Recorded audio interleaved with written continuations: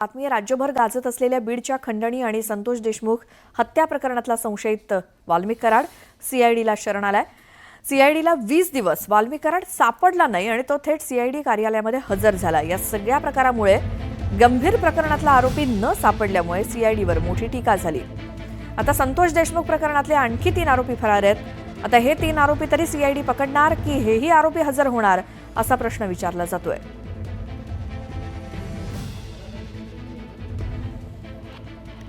तर खंडणी प्रकरणातला आरोपी आणि संतोष देशमुख हत्या प्रकरणातला संशयित वाल्मिक कराड काल पुण्यातील पाषाण रोड इथल्या सीआयडीच्या मुख्यालयामध्ये हजर झाला आणि त्यानंतर सीआयडीच्या कार्यक्षमतेवरतीच किंवा कार्यपद्धतीवरतीच प्रश्नचिन्ह निर्माण केले जाते। गेल्या 20 दिवसांपासून वाल्मिक कराडच्या शोधात आहे सीआयडी किंवा इतके दिवस मग तो कसा काय सापडला नाही आणि तर जर तो पुण्यातच होता तर मग सीआयडीला तो का सापडला नाही।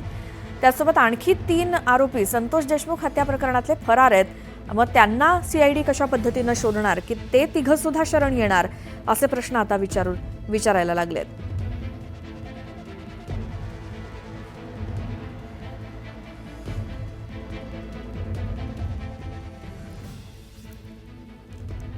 आरोपी न सापडल्यामुळे सीआयडीवरती मोठी टीका झाली।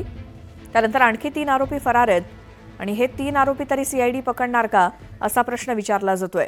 अधिक माहिती आपण घेऊयात। आमचे प्रतिनिधी सुरेश जाधव बीडमधून आपल्या सोबत आहेत। सुरेश, सगळ्या घडामोडी आपण वेळच्या वेळी यातले अपडेट जाणून घेतोय। आताचे ताजे अपडेट तुमच्याकडे काय आहेत? संतोष देशमुख हत्या प्रकरणातील जे 3 फरार असलेले आरोपी आहेत त्यांच्या अटकेच्या अनुषंगाने आता गावकऱ्यांनी जे मसाजोगचे गावकरी आहेत त्यांनी जलसमाधी आंदोलन देखील सुरू केलेलं आहे। विशेष म्हणजे आपण जर बघितलं तर या अगोदर खंडणी प्रकरणातले जे आरोपी आहेत वाल्मिक कराड यांना काल सरेंडर झालं आणि त्यांना काल न्यायालयात देखील हजर करण्यात आलं। मात्र जे मुख्य आरोपी संतोष देशमुख हत्या प्रकरणातील आहेत त्यामध्ये सुदर्शन घुले हा देखील अद्याप फरार आहे। गेल्या 22 दिवसापासून हे आरोपी का सापडत नाहीत या अनुषंगाने आता गावकरी देखील आक्रमक झालेले आहेत। त्यांनी जलसमाधी आंदोलनाचा पवित्रा घेतलेला आहे आणि आरोपींना तात्काळ अटक करावी अशी देखील मागणी केली जाते। मात्र काल जर एकंदरीत जर आपण बघितलं तर खंडणी प्रकरणातील आरोपी वाल्मिक कराड यांना केजमध्ये आणल्यानंतर मोठ्या प्रमाणात जमाव देखील त्या ठिकाणी जमलेला होता। त्या ठिकाणी पोलिसांना त्या जमावाला पांगवण्यासाठी सोमनी लाठीचार्ज देखील करण्यात आला आणि त्यानंतर न्यायालयानं त्यांना 14 दिवसाची जी आहे ती पोलीस कोठडी दिली। त्यानंतर वाल्मिक कराड यांना बीड शहर पोलीस ठाण्यामध्ये सीआयडीच्या कोठडीमध्ये ठेवण्यात आले। त्यांची आज कसून चौकशी केली जाते। विशेष म्हणजे आज 11 वाजल्यापासून आता त्यांच्या चौकशीला सुरुवात होईल आणि चौकशी झाल्यानंतर एकंदरीतच ही 3 प्रकरणाची कशा पद्धतीने लिंकेज आहे। खंडणीचं प्रकरण हे अगोदर घडलेलं होतं आणि त्यानंतर संतोष देशमुख हत्याचं प्रकरण घडलं होतं। या 3 प्रकरणाचं काही लिंकेज आहे का हे देखील यामधून तपासलं जाणार आहे। आणि जे सुदर्शन घुले नावाचा जो काही आरोपी आहे तो सुदर्शन घुले नावाचा आरोपी हत्येच्या प्रकरणात देखील आहे आणि तो खंडणीच्या प्रकरणात देखील आहे।